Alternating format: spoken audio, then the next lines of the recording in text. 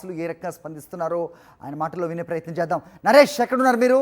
So stadium ప్రాంగణంలోనే ఉన్నారా? So ఎలా చూస్తున్నారు వైఎస్ఆర్ పేరు తొలగించడాన్ని క్రికెట్ స్టేడియంపై? ఎస్ సార్, ఈ ప్రస్తుతం మనం క్రికెట్ స్టేడియం వద్ద ఉన్నాము. ఈ పేరు మార్చడం పట్ల, పూర్తిగా కూడా వైఎస్ఆర్ పేరును తొలగించడం పట్ల తీవ్ర స్థాయిలో విశాఖ వాసులు ఆగ్రహం వ్యక్తం చేస్తున్నారు. ప్రస్తుతం అంతా పాటు స్థానికులు ఉన్నారు, వారిని ప్రయత్నించారు. చెప్పండి అమ్మా, పూర్తిగా కూడా ఇప్పుడు ఈ ఏసీఏ విడిఎస్ఏ పేరుగా మార్చడం, డాక్టర్ వైఎస్ఆర్ పేరు తొలగించడం పట్ల ఏమనుకుంటున్నారు? అసలు రాత్రి నుంచి కథనాలు చూస్తున్నప్పటి నుంచి నిన్న చూసాము. ఈ వైఎస్ఆర్ పేరు మార్చడం అనే విషయం మాత్రం ఇక్కడ చాలామంది ఆందోళన పడుతున్నారు, చాలా బాధపడుతున్నాం కూడా. ఎందుకంటే ఒక రాష్ట్ర ముఖ్యమంత్రిగా ఈ ఆంధ్రప్రదేశ్ రాష్ట్ర ప్రజలకు ఎంతో మంచి సేవలను అందించిన మాజీ ముఖ్యమంత్రి దివంగత నేత పేరు ఈ స్టేడియం పెట్టారు. అలాగే విశాఖ వాసులు ఈ ప్రాంతం గుండా ప్రయాణించే వాళ్ళంతా ఆ స్టేడియం పేరు చూడగానే ఒక భావోద్వేగానికి లోనయ్యే పరిస్థితి ఉంది. ఈ కూటమి ప్రభుత్వం వచ్చాక ఇలా పేర్లు మార్చే ప్రక్రియని చాలా చోట్ల చూసాం. మన వైఎస్ఆర్ వ్యూ పాయింట్ దగ్గర కూడా ఆయన పేరుని తొలగించారు. ఒక పేరుని తొలగించడం మాత్రాన ఆయన్ని మర్చిపోతారనుకోవడం అవివేకమే అవుతుంది ప్రభుత్వం యొక్క ఒక నీచమైన చర్య. ఎందుకంటే వైఎస్ రాజశేఖర రెడ్డి గారు ఎంతోమంది పేద ప్రజలు ఒక మంచి కార్పొరేట్ హాస్పిటల్ మెట్లు ఎక్కగలిగారంటే అది కేవలం ఆయన వల్ల. ఆయన ప్రవేశపెట్టిన ఆరోగ్యశ్రీ పథకం ద్వారా ప్రవేశపెట్టారు. ఆ కుటుంబాలు ఏవి కూడా వైఎస్ రాజశేఖర రెడ్డి గారిని మర్చిపోలేవు.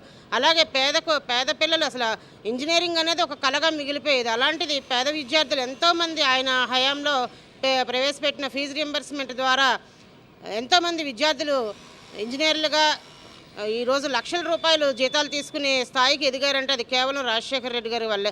ఆ కుటుంబాలు ఏవి కూడా ఆయన్ని మర్చిపోవు. మీరు ఆయన పేరుని తీసేసి ఆయన ఏదో ప్రజలు మర్చిపోతారనుకోవడం చాలా అసలు జీర్ణించుకోలేని ప్రక్రియ. ఎందుకంటే మీరు ఆయన్ని మరిపించాలంటే ఆయన గంట గొప్పగా మీరు పరిపాలన చేసి చూపించాలే తప్ప ఆయన పేరుని తీసేస్తే ఎక్కడా కూడా ప్రజలు మర్చిపోయే పరిస్థితి లేదు. అలాగే కూడా రేపు అంటే ఈరోజు వైఎస్ఆర్ పేరుని తొలగించారు మీరు. మన గత ముఖ్యమంత్రి జగన్మోహన్ రెడ్డి గారు ఒక దివంగత నేత, ఒక మాజీ ముఖ్యమంత్రికి ఎంతో విలువనిస్తూ కృష్ణా జిల్లాకి ఎన్టీఆర్ పేరుని పెట్టారు. రేపు పొద్దున అది కూడా మీరు తొలగించగలరా? ఆ సత్తా మీకుందా?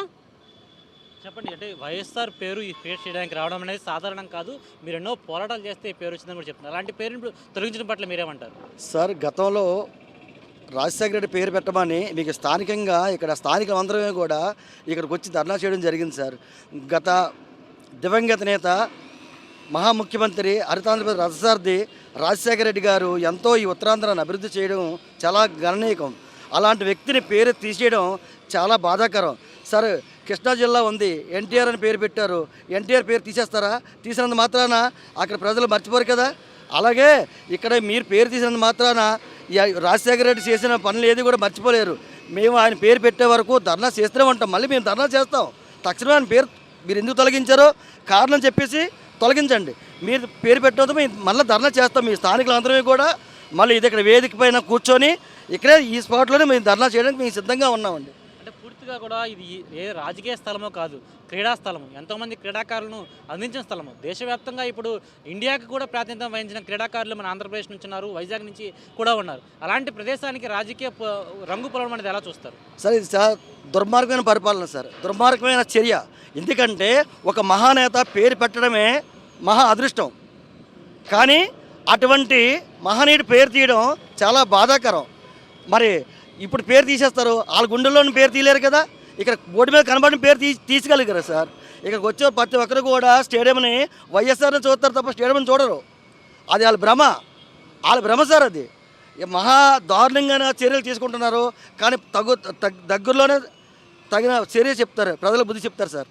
ఇది మాత్రం మీరు కొద్దిసేపటి ముందు మాట్లాడుతూ చెప్పారు, రోడ్డు మీద వాళ్ళు ప్రయాణిస్తుంటే వైఎస్ఆర్ పేరును చూసి భావోద్వేగం గురవుతారని. ఇప్పుడు అదే స్టేడియం ఆపోజిట్లోనే మనకి వైఎస్ఆర్ స్టాచ్యూ ఉంది. ఆ స్టాచ్యూ ఉండగా ఇప్పుడు పేరును తొలగించారు. ఏ విధంగా చూడొచ్చు? అదే చెప్తున్నాం కదా, ఎంతోమంది దివంగత నేతల పేర్లు ఇప్పుడు తెలంగాణలో చూసుకుంటే లాల్ బహదూర్ స్టేడియం, ఇలా చాలామంది రాజీవ్ గాంధీ ఎయిర్పోర్ట్ అని ఇలా పేర్లు మార్చుకుంటూ పోతే మీరు ఎన్ని పేర్లను మార్చుకుంటారు? మీరు మాజీ కాకుండా ఉంటారా? ఎప్పటికైనా మీరు కూడా మాజీ అవ్వాల్సిందే కదా.